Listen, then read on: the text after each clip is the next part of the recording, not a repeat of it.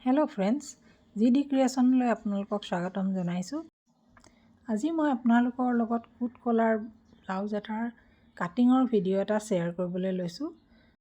ষ্টিচিঙৰ ভিডিঅ'টো ডেছক্ৰিপশ্যনত দিয়া থাকিব, আপোনালোকে ডেছক্ৰিপশ্যনত গৈ চাই ল'ব। ব'লক তেতিয়াহ'লে আৰম্ভ কৰোঁ।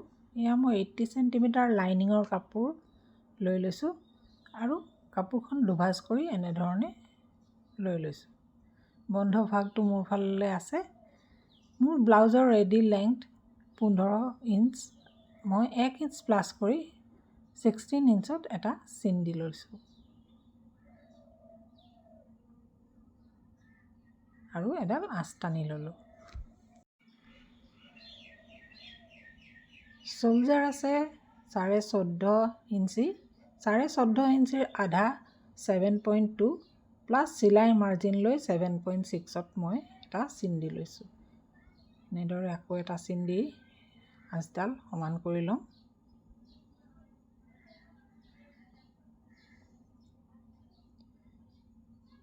ওপৰ ফালৰ পৰা 1/2 ইঞ্চি ডাউন দিম, কাৰণ এইটো হাইনেক ব্লাউজ।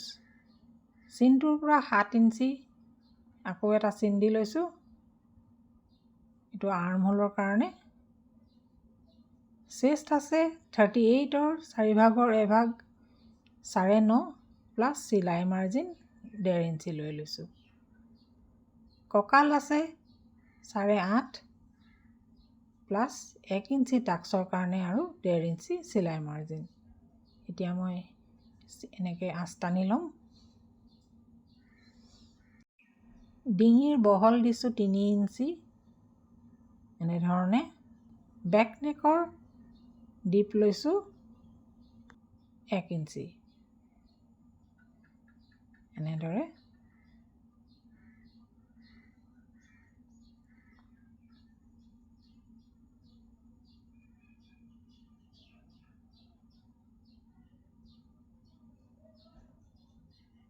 আৰু চোল্জাৰটো ডাউন কৰি আঁচ এডাল পাৰি লৈছোঁ।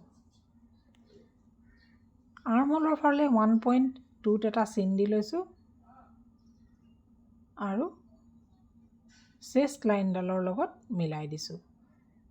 এতিয়া আৰ্মহোলৰ যিডাল ষ্ট্ৰেইট লাইন সেইডালক আধা কৰি এটা পইণ্ট দি ল'লোঁ আৰু এনেধৰণে কাৰ্ভ শ্বেপ দি দিছোঁ।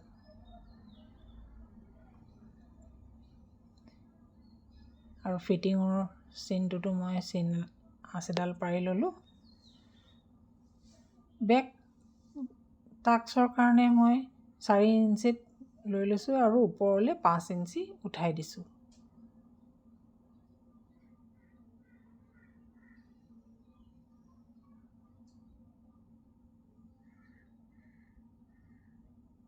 আৰু ছাইডৰ ফালেও মই 1/2 ইঞ্চি উঠাই লৈছোঁ।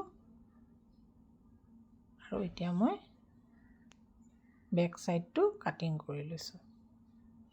ফ্ৰণ্ট ছাইডটো কাটিং কৰিবৰ কাৰণে ছাইডৰ 1/2 ইঞ্চি হুক লগাবৰ কাৰণে এয়া এৰি চিন দি লৈছোঁ আৰু তাৰ ওপৰত বেক পাৰ্টটো এনেধৰণে পাৰি ল'ম।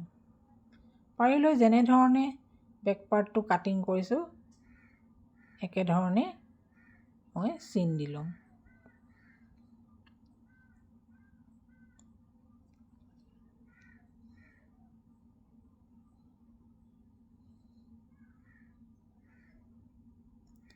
এতিয়া ফ্ৰণ্টৰ ডিঙিটো 3 ইঞ্চিয়ে দিব লাগিব। ছাইডৰ 1/2 ইঞ্চি হুক পট্টিটো এৰি 3 ইঞ্চিত দিছোঁ আৰু দ দিছোঁ 3.5 ইঞ্চি। এইটো কলাৰ ব্লাউজ হ'ব।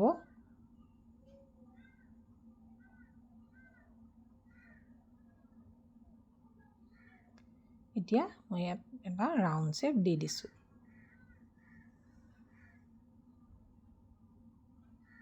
ছাইডৰ ফালে 1/2 ইঞ্চি ডাউন দিছোঁ আৰু এনেকৈ এডাল আঁচ পাৰি ল'লোঁ। সন্মুখৰ 0.75 ইঞ্চ বেছিকৈ কাটি ল'ম, কাৰণ এইটো হাই নেক। সেইকাৰণে ভিতৰলৈ 0.75 ইঞ্চ এনেধৰণে ভৰাই ল'ব লাগিব।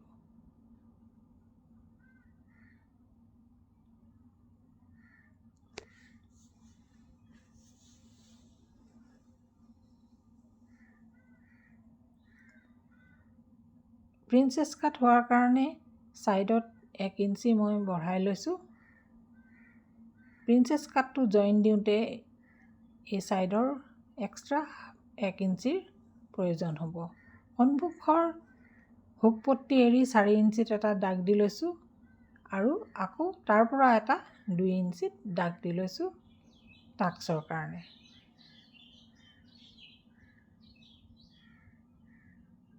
ওপৰৰ পৰা 11 ইঞ্চিত বাছ পইণ্ট লৈছোঁ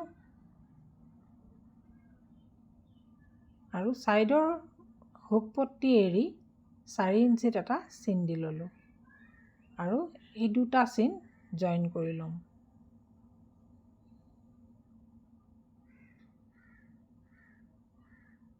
এই 2 ইঞ্চিটোৰ পৰা ওপৰলৈ 2 ইঞ্চি উঠাই লৈছোঁ আৰু ওপৰৰ পৰা 6 ইঞ্চিত মই এটা পইণ্ট দি ল'ম।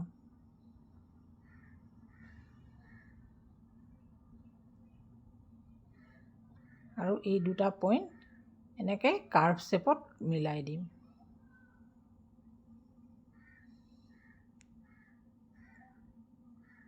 আৰু এতিয়া প্ৰিন্সেছ কাটৰ শ্বেপটো দি দিছোঁ।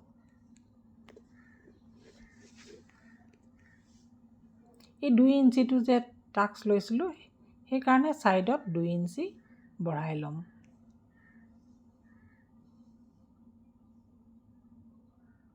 আৰু এই চিন দুটা মিলাই ল'ম।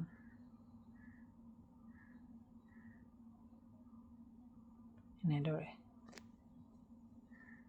তলফালেও মই 2 ইঞ্চি বেছিকৈ লৈ লৈছোঁ, কাৰণ মই ফ্ৰণ্টত কাপোৰ নলগাওঁ, এইটো কাপোৰেই মই ফ'ল্ড কৰিম, গতিকে তলফালে 2 ইঞ্চি এক্সট্ৰাকৈ কাপোৰ বঢ়াই লৈছোঁ।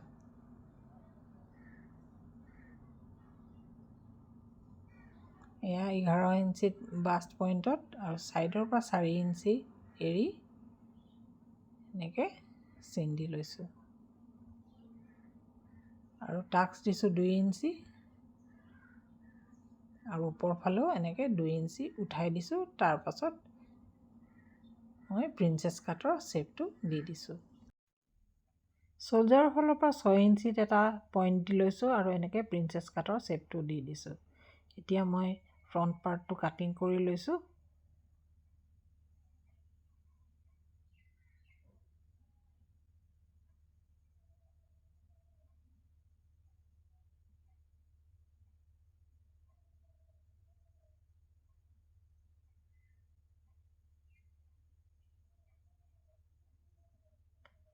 বাষ্ট পইণ্টৰ চিনটো দি দিছোঁ। এই পইণ্টকেইটা দুটা পাৰ্ট জইন কৰাৰ সময়ত মিলিব লাগিব আৰু এনেকৈ চিন এটা দি দিছোঁ।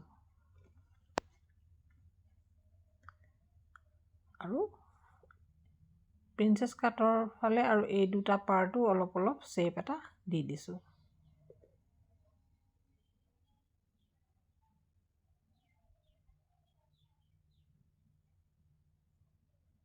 এতিয়া বেক পাৰ্টটো লৈ ওপৰ ফালে 1/2 ইঞ্চি আৰু চিলাই মাৰ্জিনটো 1.5 ইঞ্চি এৰি মাজৰ জেগাটোৰ এটা মই মেজাৰমেণ্ট ল'লোঁ আৰু 7.5 ইঞ্চি পালোঁ। এই মেজাৰমেণ্টটো লৈ পেলাই মই হাতখন কাটিং কৰি ল'ম।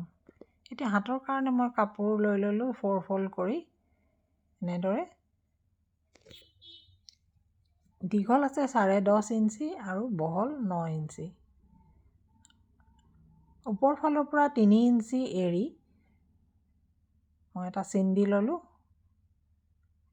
আৰু এনেদৰে 7.5 ইঞ্চি পাইছিলোঁ, তাৰ লগত 1/2 ইঞ্চি এড কৰি 8 ইঞ্চি আৰু ছাইডত 1.5 ইঞ্চি চিলাই মাৰ্জিন লৈ এনেদৰে মই এডাল বেঁকাকৈ আঁচ পাৰি লৈছোঁ।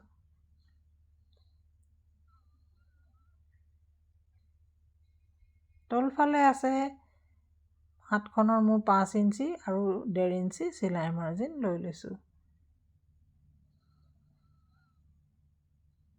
এনেদৰে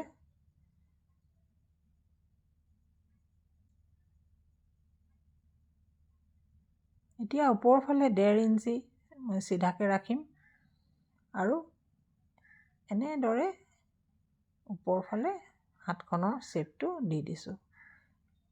বেকা আঁচডালৰ চেণ্টাৰত এটা জোখ লৈ মই এনেকৈ 1/2 ইঞ্চি সেই জেগাটোত বঢ়াই ল'ম। 1/2 ইঞ্চি ফ্ৰণ্ট আৰ্মহোলৰ শ্বেপ সেইটো এনেদৰে মই এতিয়া হাতখন কাটিং কৰি ল'ম আৰু ফ্ৰণ্ট আৰ্মহোলৰ শ্বেপটো দি দিম। গোটেই পাৰ্টকেইটা মই মেইন ফেব্ৰিকৰ লগত এটেচ কৰি ল'লোঁ। এটেচ কৰাৰ পাছত যিখিনি এক্সট্ৰা ফেব্ৰিক আছে সেইখিনি মই কাটিং কৰি ল'ম।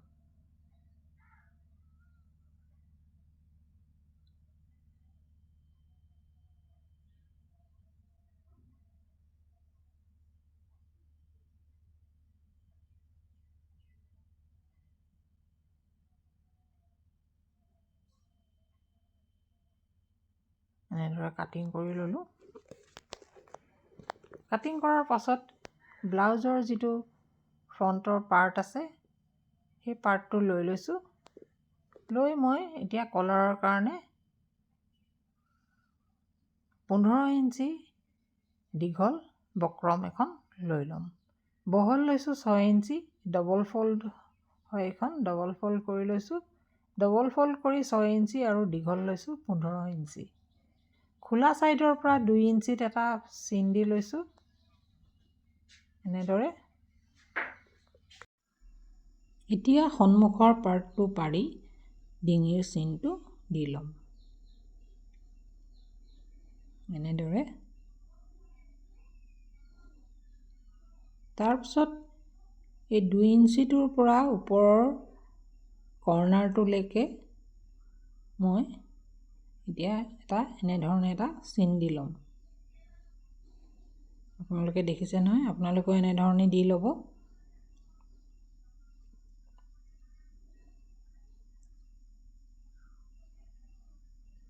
ওপৰৰ ফালে বহল হৈ গৈছে।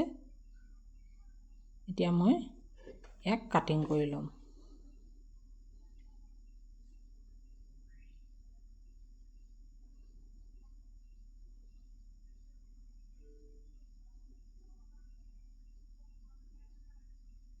দুটা পিচ হৈ গ'ল। এই পিচকেইটা এতিয়া মই কলাৰ লগাবলৈ থোৱা কাপোৰটোৰ ওপৰত পাৰি ইস্ত্ৰি কৰি পেষ্ট কৰি ল'লোঁ। পেষ্ট কৰি ইয়াৰ পাছত দুইটা ছাইডে 1/2 ইঞ্চি 1/2 ইঞ্চি এৰি দিলোঁ। এৰি মই কাটিং কৰি লৈছোঁ।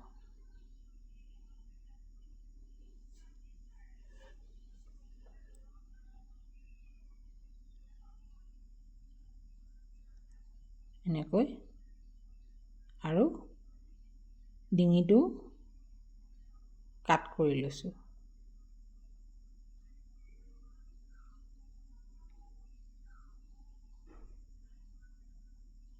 এতিয়া যিটো বেকা ছাইড সেইটো মই চিলাই মাৰি ল'ম। চিলাই মাৰি লৈ লৈছোঁ এনেকৈ। আৰু ইয়াৰ ওপৰত পাৰি মই মেইন পাৰ্টটোৰ ওপৰত পাৰি মই কলাৰটো এনেকৈ চিলাই ল'ম। চিলাই ভিডিঅ'টো ডেছক্ৰিপশ্যনত দিয়া আছে, আপোনালোকে লিংকটোত ক্লিক কৰি চিলাই ভিডিঅ'টো চাই ল'ব পাৰিব।